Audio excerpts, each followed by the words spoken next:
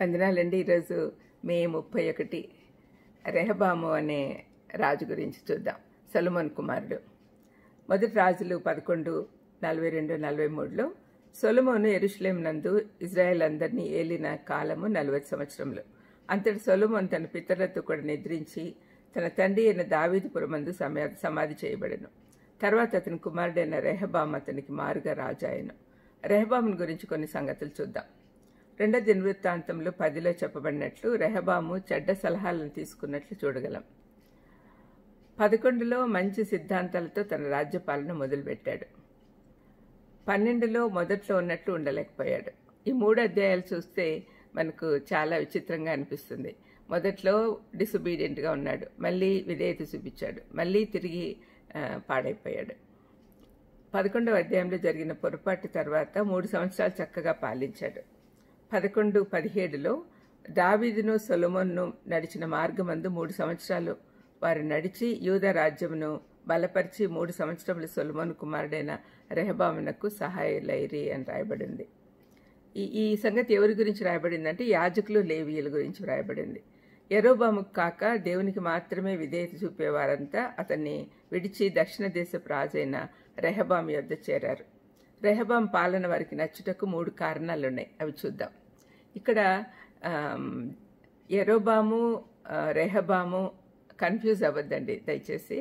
యరొబాం అంటే సేవకుడు మళ్ళీ రాజు అయిపోయాడు ఉత్తర దేశానికి. కానీ రెహబాము సొలొమోను కుమారుడు. ఇక్కడ అతనికి రెహబాం పాలన వారికి ఎందుకు నచ్చిందో 3 కారణాలు చూద్దాము. మొదటిది, అతను దేవునికి విధేయత చూపించాడు.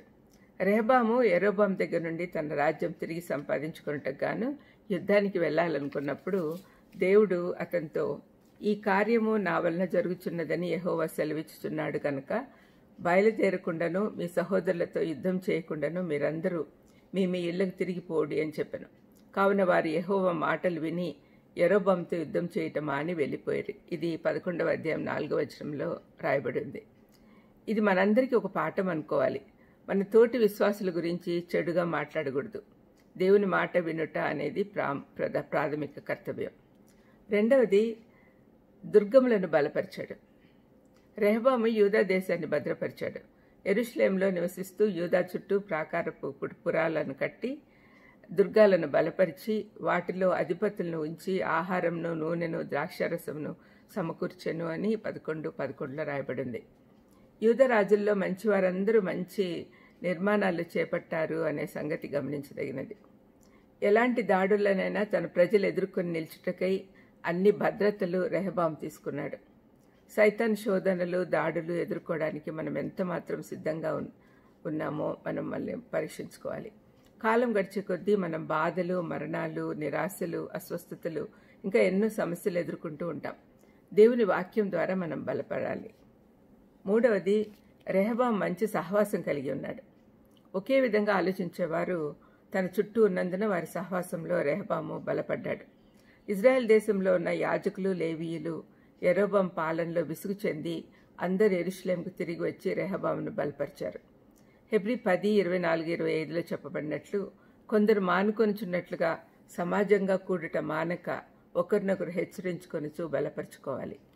కలిసి ప్రార్థన చేసుకోవడంలో మనం బలపడతాం. ప్రార్థన చేసుకుందాం. దయమేడ స్తోత్రం ప్రభా. తండ్రి దేవా, రెహబాం గురించి విన్నాం తండ్రి. అతను మొదట్లో అవిధేయత చూపించిన తిరిగి విధేయత చూపించాడు నాయన.